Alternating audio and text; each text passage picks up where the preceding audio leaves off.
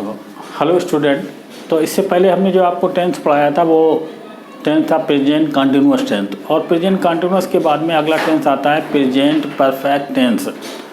तो present perfect tense वो tense होते हैं जिसको कि पढ़ने के बाद में हमें ऐसा लगे कि काम अभी अभी समाप्त हुआ है, लेकिन जब हिंदी में इसकी डेफिनेशन जो है वो बताते हैं तो ये बताया जाता है कि वह हिंदी वाक्य जिनके अंत में चुका है, चुकी है, चुके हैं, लिया है, दिया है आदि शब्द आते हैं प्रेजेंट परफेक्ट टेंस कहलाते हैं। तो ऐसे सेंटेंस में जो हेल्पिंग वर्ब होती है वो सिंगुलर सब्जेक्ट होता है तो हम हैज का प्रयोग करते हैं, सब्जेक्ट प्लूरल होता है तो हैव का प्रयोग करते हैं, और प्रेजेंट परफेक्ट में हमेशा थर्ड फॉर्म का यूज किया जाता है। तो कुछ टेंस होते हैं जहाँ पर हम फर्स्ट फॉर्म का यूज करते हैं, कहीं पर सेकेंड फॉर्म का यूज करते हैं, और यहाँ पर जो है वो थर्ड फॉर्म का यूज करते हैं। बहुत सारे टेंसों में थर्ड फॉर्म का यूज किया जाता है, वर्ब की जो मैन वर्ब होता है उसकी थर्ड फॉर्म का यूज किया जाता है। जैसे ये सेंटेंस लिखा है वह खाना खा चुका है, तो हम लिखेंगे he has taken the food. ये जो है वो थर्ड फॉर्म है, टुक टुक माने लेना है या खाना, खाना खाने के लिए टेक लिखा जाता है तो इसलिए टेकन द फूड। अगला सेंटेंस है वे बाजार जा चुके हैं, तो they have gone to market. तो इसका अगर निगेटिव सेंटेंस है तो निगेटिव का स्ट्रक्चर जो है वो इस प्रकार से हम लिखेंगे। तो निगेटिव सेंटेंस में जो है वो पहले हम सब्जेक्ट लगाएंगे, सब्जेक्ट के बाद में जो है वो हेल्पिंग वर्ब, और हेल्पिंग वर्ब जो है वो हमारा हैज होगा या जो है वो हैव, और हैज हैव के बाद में फिर जो है वो नॉट का यूज करेंगे, नॉट के बाद में जो है वो मैन वर्ब, और मैन वर्ब की जो है वो थर्ड फॉर्म, मैन वर्ब की थर्ड फॉर्म के बाद फिर जो है वो ऑब्जेक्ट का यूज़ किया जाएगा। तो जैसे ये सेंटेंस लिखा जाए कि वे बाजार नहीं गए हैं,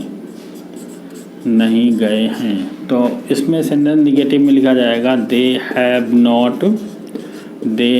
नॉट गॉन टू मार्केट। तो वे बाजार नहीं गए हैं। तो जैसे ये लिख दिया जाए कि उसने पेन नहीं चुराया है,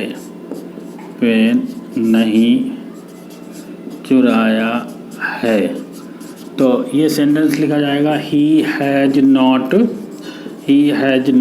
स्टोलन, स्टोलन द पेन। तो स्टील का मतलब होता है चुराना, और स्टोलन ये जो है वो थर्ड फॉर्म हो जाएगी। तो ये नेगेटिव सेंटेंस होता है। इसके बाद में आगे जो है वो सिंगल इंटेरोगेटिव।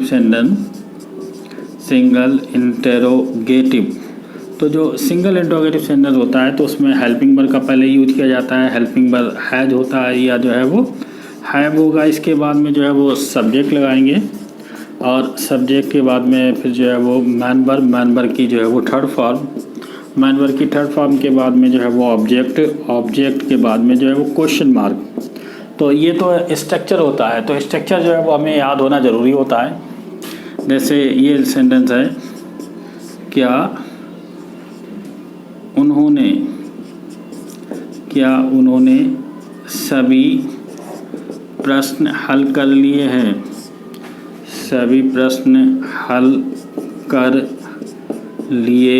हैं। तो जब सेंटेंस जो है वो क्या से शुरू होता है तो ये सिंगल इंट्रोगेटिव होता है, और क्या की जगह पर हमें हेल्पिंग वर्ब लगाना होता है। क्या उन्होंने सभी प्रश्न हल कर लिए हैं, तो have they solved all the questions. तो क्या उन्होंने सभी प्रश्न हल कर लिए हैं। तो नेक्स्ट जो है वो डबल इंट्रोगेटिव सेंटेंस होता है, डबल इंटेरोगेटिव। जो डबल इंट्रोगेटिव सेंटेंस होता है तो उसमें हम क्वेश्चन वर्ड लगाते हैं, क्वेश्चन वर्ड के बाद में हेल्पिंग वर्ब का यूज किया जाएगा। हेल्पिंग वर्ब जो है वो हैज होगा या जो है वो हैव के बाद में फिर जो है वो सब्जेक्ट का यूज करेंगे, सब्जेक्ट के बाद में प्लस मैन वर्ब की जो है वो थर्ड फॉर्म, और फिर जो है वो ऑब्जेक्ट के बाद में जो है वो क्वेश्चन वर्ड। तो इस प्रकार का स्ट्रक्चर होता है डबल इंट्रोगेटिव का। तो जो डबल इंट्रोगेटिव सेंटेंस होता है तो उसमें कब, क्यों, कहाँ, किसने, किसको, ये सारे जो है वो वर्ड जरूर आते हैं, उसी को क्वेश्चन वर्ड कहा जाता है। जैसे ये सेंटेंस लिखा जाए कि वे कहाँ चले गए हैं, वे कहाँ चले गए हैं। तो हम इसको लिखेंगे वेयर हैव दे गोन, तो वे कहाँ चले गए हैं।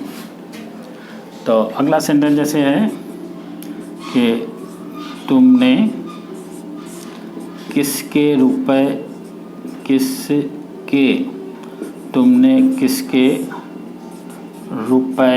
चुराए हैं।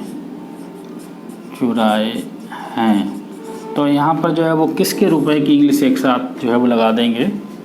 तो ये लिखा जाएगा हुज माने किसकी, whose money, whose rupees have you stolen. तो ये इस तरह से जो है वो डबल इंट्रोगेटिव सेंटेंस भी जो है कंप्लीट हो गया है।